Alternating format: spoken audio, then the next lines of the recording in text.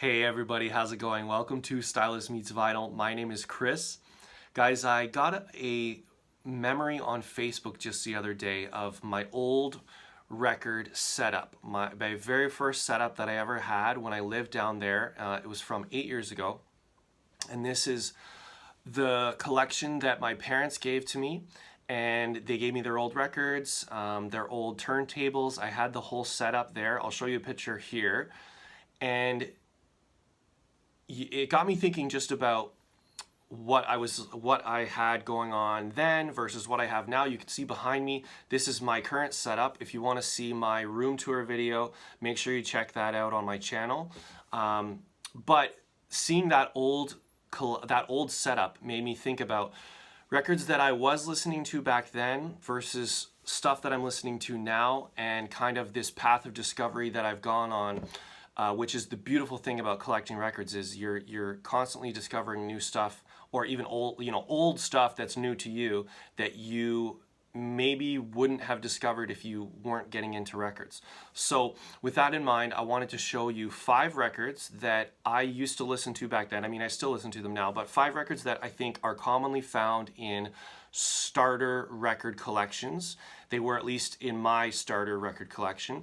And then 5 records that maybe are similar but discoverable through those 5 records. So yeah, stuff that they have similar things in common, but they're maybe a little bit more difficult to find, or they're a little bit less talked about, and I think they're kind of worth talking about right now. So let me get into it. I'll start with this record here, Simon & Garfunkel's Greatest Hits.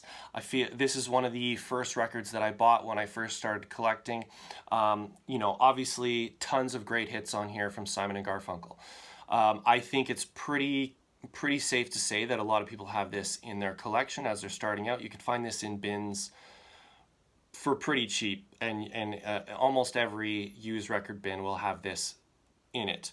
Now, if you like this record, you may also like this record, Crosby, Stills and Nash. This is their debut album from 1969. I've spoken about this before on my channel, but if you like, from Simon & Garfunkel, if you like the vocal harmonies that they have and the soft acoustic guitar plucking that they do in their album, then you're probably going to like this album as well.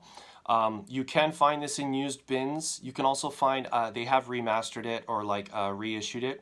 So you can find like sealed copies of this as well. This is definitely worth checking out if you're a fan of Simon & Garfunkel.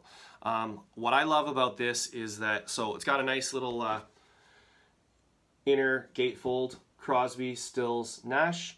And then I kind of like this is that you've got the 3 guys here on the cover, but then when you pull out the gatefold, you've got this guy who is one of the other band members. I can't remember. I can't remember his name, but it's kind of like, he's like, "Hey, can I be in this picture too?" And they're like, "No, you can be on the back cover." But this is definitely worth checking out. This is one of my favorite folk albums. This album is like through and through, start to finish, just amazing. Amazing vocal harmonies, amazing finger picking. And Stephen Stills, he plays most of the guitars, if not all of the guitars on this album. But the vocal harmonies for these 3 is just amazing. So if you like that from Simon & Garfunkel, you're going to like that from Crosby, Stills and Nash as well. So check that out. 1969, their debut album.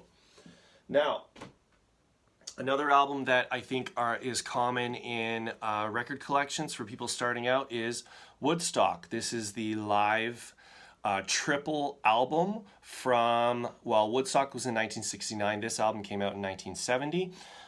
This is a great live album with, you can see tons of very popular artists at the time. Crosby, Stills and Nash are on this one as well. Actually, Crosby, Stills, Nash and Young are on this one. Jimi Hendrix, Jefferson Airplane, Country Joe McDonald, Santana. A lot of greats on this. And actually, an interesting tidbit is this couple here, they're still together. They were married. They've been married for decades, and I remember reading an article with them, and they're kind of posing in the exact same spot, and they're like old and gray now. So that's pretty cool. But if you like this Woodstock album, this live album from 1969, then you will probably also like this live album. Let me get this right. This is the, so the album is called The First Great Rock Festivals of the 1970s. This is Isle of Wight in the Atlanta Pop Festival. So this is actually two different festivals that they've put together on one album. So the Isle of Wight, that is in the UK, and the Atlanta Pop Festival is down in Atlanta, Georgia. And so you're going to get a nice mix of like British rockers as well as some Southern rockers. So like Southern rockers like Allman Brothers, and British rockers like Jimi Hendrix. Hendrix you can find on Woodstock as well. So if that's one of the things you like about Woodstock album, you're gonna find some similar names here as well.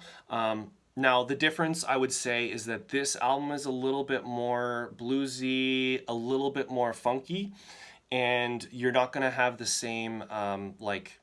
What's cool about the Woodstock, I guess some people might like it, some people might not like it, is that the Woodstock album has a lot of crowd noise, crowd chanting, and like stage announcements as well. Like the guy saying, "Don't take the acid, don't take the green acid, it's not good. It'll mess you up."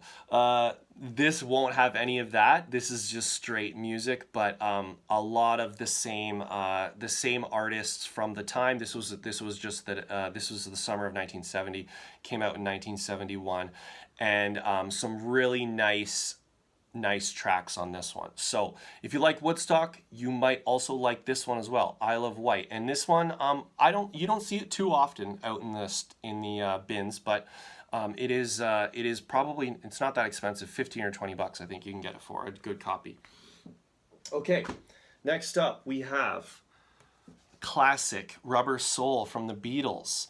I think this is 1965. If you like Rubber Soul, this is really before the Beatles turned really psychedelic. It's really nice like pocket of the Beatles where they're maturing as songwriters. They're writing they're less covers, less kind of like doo-wop, rockabilly stuff, and more just sophisticated songwriting. If you like Rubber Soul, you will probably also like Odyssey and Oracle by the Zombies. This is from 1968, I believe. So this is just about 2.5 years after it came out. So this cover looks way more psychedelic than the album actually is. This is going to be, you would call it psychedelic pop, but as I say, it's not too out there. It's not too psychedelic. Some really nice vocals, some really nice like just great pop from that era. Some specific tracks on here that that I really like: A Rose for Emily, Maybe After She's Gone, Beechwood Park, I Want Her, She Wants Me, This Will Be Our Year is a beautiful song, and then Time of the Season, which was the big hit off of this that you probably might be familiar with. It's the time of the season. Anyways, very good. So if you like Rubber Soul, keep your eye out for Zombies, Odyssey and Oracle. Great album, and it's pretty iconic. Next up, this is an album that I see out in the wild all the time. Also one of the first albums that I ever bought myself and added to my collection. Frampton Comes Alive. This is a live album. This is from 1976. This is one of the most popular albums from 1976, if not the most popular album. Iconic live album, great live album, but I think it's like you can find this for $5 to $10 in used bins. It's pretty common. If you like Frampton Comes Alive, one of the things I really like, one of the tracks I really like, actually it's got a nice little gatefold here. If you like the guitaring on this album, and if you like, so one of my favorite tracks is Do You Feel Like We Do. He's got the talk box, and he jams out a little bit, and you know it's pretty good. It's pretty nice. If you like Frampton Comes Alive, you might also like Allman Brothers at Fillmore East. This is from 1971, so this is a few years earlier. You're not going to find any talk box on this, but you are going to find some great guitaring, so a really nice live album. Fillmore East is was a venue in New York, a pretty popular venue, and you're gonna find some nice, same as on Frampton Comes Alive, some really nice like keyboards. You're gonna have really nice keys, organ on here, but this is gonna be a bit more southern rock. Frampton is from the UK. These guys are from the South. I think they're from Georgia, and you're gonna have a bit more jamming on here than you'll hear on Frampton Comes Alive, but same great guitaring. This is an iconic album.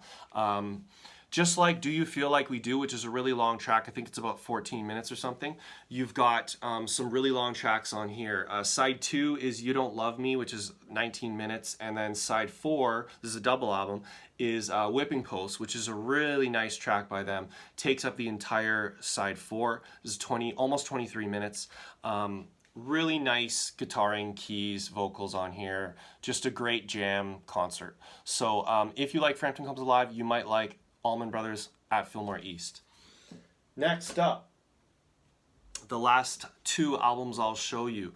Another album that I think, this is a legendary, iconic album that a lot of people have in their collection is Sgt. Pepper's Lonely Hearts Club Band by the Beatles. It's from 1967. This is a concept album. Well, it's a pretty loose concept by them, but it started out as a concept album at least. It was supposed to be like a concert. They were the Sgt. Pepper's Lonely Hearts Club. It starts out with them on stage, and it was supposed to be like that, but I think they kind of dropped the concept as the album went on. But nevertheless, iconic album by the Beatles. A lot of people, this is their favorite Beatles album. This is one of my favorites. I think I like Abbey Road a bit better, but this is one of my favorites. It's really hard to tell. But anyways, this is a little bit of psychedelic from the Beatles. And if you like Sgt. Pepper's Lonely Hearts Club, then you might also like Electric Light Orchestra, El Dorado. This is from 1974, I believe, so several years after, but Jeff Lynne, who is the creative driving force behind Electric Light Orchestra, was a massive Beatles fan, and you can hear a lot of Beatles influence on this album. This will have a little bit more strings than you'll hear on Sgt. Pepper's, but it is like psychedelic and proggy as well, like progressive rock, but with an orchestra. Jeff Lynne's really good at writing hooks, just like Lennon and McCartney were, and as I said, a big Beatles influence here. So if you're a fan of Sgt. Pepper's, you will probably really enjoy this album as well. So guys, that's it. That's all I have for now. Just 5 quick albums and then 5 other albums that you might also like. Let me know what you guys think about my list. If you like this video, I'd appreciate it if you gave it a like. It really helps to get this video in front of some other viewers as well. Please consider commenting if you like any of these videos or any of these albums, or if you have any of these albums. And also, if you're digging my content, please subscribe as well. Also, I should mention that I am going to a record show here. I live up in Sudbury, Ontario, Northern Ontario. I'm going to a record show on April 24th, Sunday, April 24th. If anyone is local, be sure to check that out. It's at the Caruso Club. Starts at 10 a.m. There should be a lot of good vendors and a lot of really reasonably priced records for you to pick up. So make sure you check that out. And also, guys, make sure you come right back here where Stylus meets vinyl. Thanks.